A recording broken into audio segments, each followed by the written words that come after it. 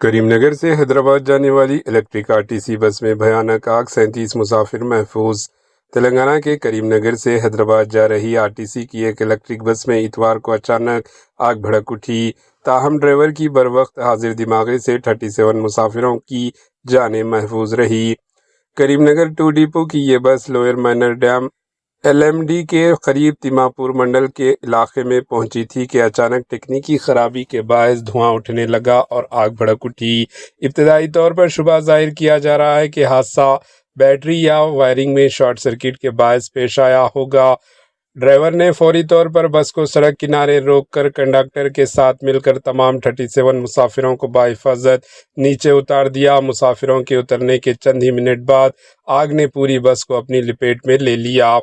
اطلاع ملتے ہی fire brigade کے اہلکار موقع پر پہنچے، تاہم اس وقت تک بس مکمل طور پر جل کر خاک ہو چکی تھی۔ واقعے سے مسافروں اور مقامی عوام میں خوف و ہراس پھیل گیا۔